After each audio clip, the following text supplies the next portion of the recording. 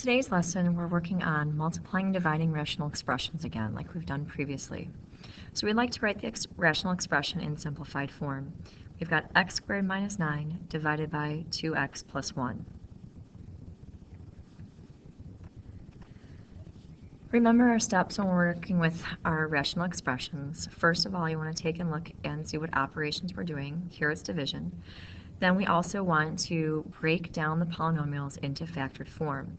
So if I look, I've got a quadratic in my numerator, which I want to try to put in factored form.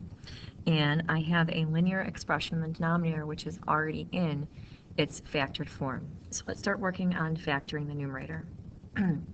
Here we have x squared minus 9. So we can think of it as x squared plus 0x minus 9.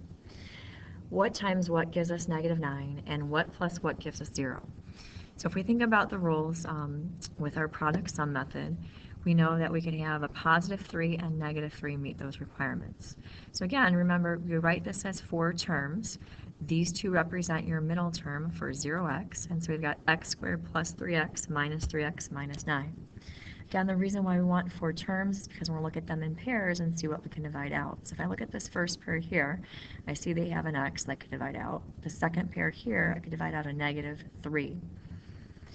And at this point, we want to see that we're multiplying our terms by the same item. We're multiplying both terms by x plus 3. So what are we multiplying by x plus 3? That would be x minus 3. So our factored form for x squared minus 9 is x plus 3 and x minus 3. This is a special type of polynomial. It's a difference of squares. Some of you may have noticed that from the beginning and went straight from the original polynomial to your factored form, which is fine. So we're going to write the numerator in its factored form and compare it to the denominator. At this point, we want to see if there's any like terms that we could divide out from the numerator and denominator. And at this point, we can see that there are no like terms. This would be our simplified rational expression, our quantity x plus 3 times x minus 3 divided by 2x plus 1.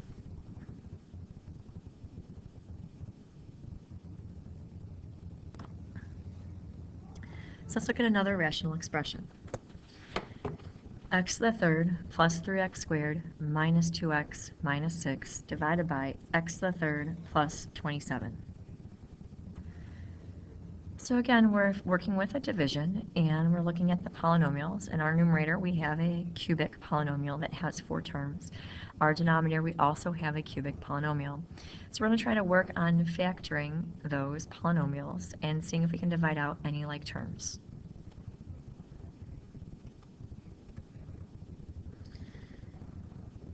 So if we look at our polynomial x to the third plus 27, here's our cubic polynomial. We can think about the components where that comes from. We know x to the third comes from x times x times x, and 27 comes from 3 times 3 times 3. At this point, you have 2 options on how you can put this in factored form. We could use each of those elements, x plus 3, as our divisor, and use this as our dividend to see what results for the factors that we need. We also have a pattern that uses each of those elements to put it into factored form. Remember, we take the first term and multiply by itself. So x times x would be x squared. Then we would take the 2 elements and multiply them together. So 3 times x would be 3x, but we use the opposite, so we'd have a negative 3x.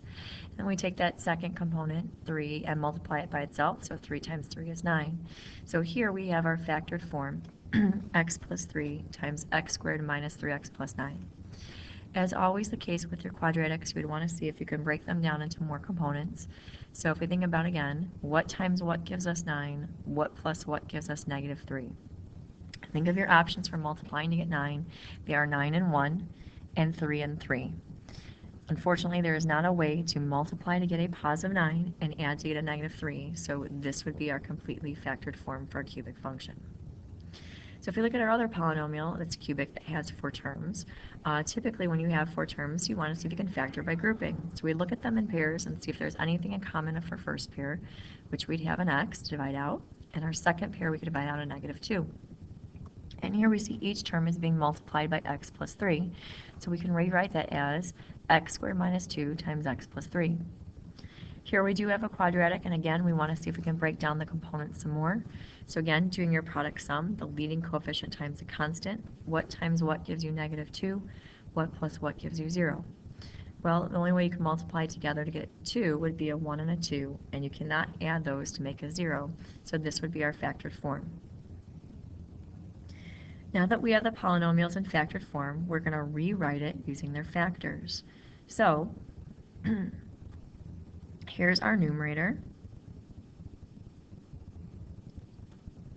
and here's our factored denominator.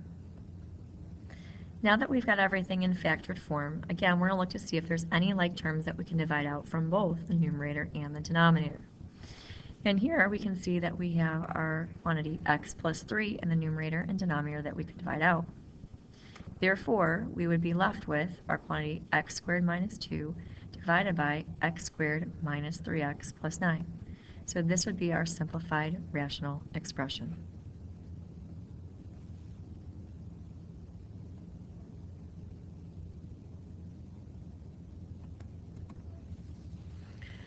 Let's look at another example. Here we have 7x to the 4th, y to the 3rd, divided by 5xy, times 2x to the 7th, divided by 21y to the 5th. Again, when we're working with multiplying our rational expressions, we want to see if we can put the polynomials in the numerator and denominator into their factored form. By looking at our polynomials, we can see that these are already in their factored form. All basic components are represented in the numerators and denominators, so there's no factoring to do here. At this point, we would probably want to do our operation of multiplication and see what we have in our numerator and denominator for like terms that we could divide out to simplify the expression. So as always, when we're multiplying our fractions, we multiply our numerators, we multiply our denominators. And so in my numerator, we have 7 times 2, x to the 4th, x to the 7th, y to the 3rd. In our denominator, we have 5 times 21, x times y to the 5th.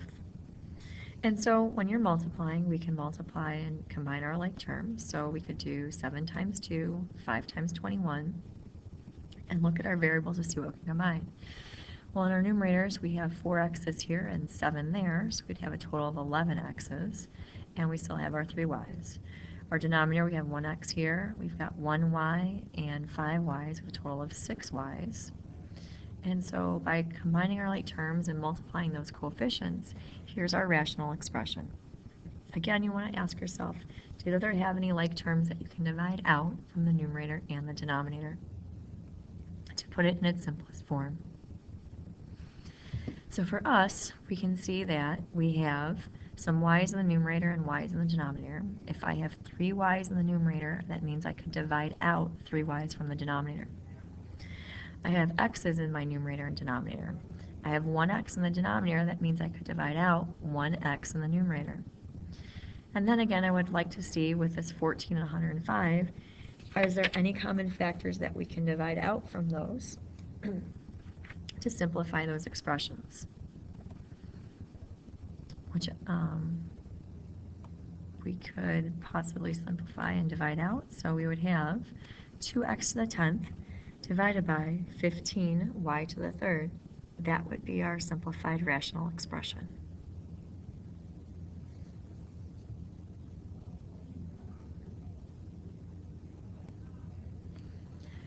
Now that you've had your quick review on how to multiply and divide your rational expressions, you're going to do some practice problems. So if you look at day 9, you have a selection of 12 questions to choose from. You are going to complete one problem from each row, so one from each row. So you have a total of 6 problems that will be completed. On your direction page for today, you were given a list of jumbled answers for day 9. As you're working through simplifying your rational expressions, cross off the corresponding jumbled answer to the problem that you selected. All of the answers for the 12 problems have been given on your jumbled answers, so you should find a match if you are on target with your objective. Remember, you do have your examples from your Unit 4 Day 8 handout that you got the other day that you can refer back to for additional assistance on how you can multiply your rational expressions and divide your rational expressions.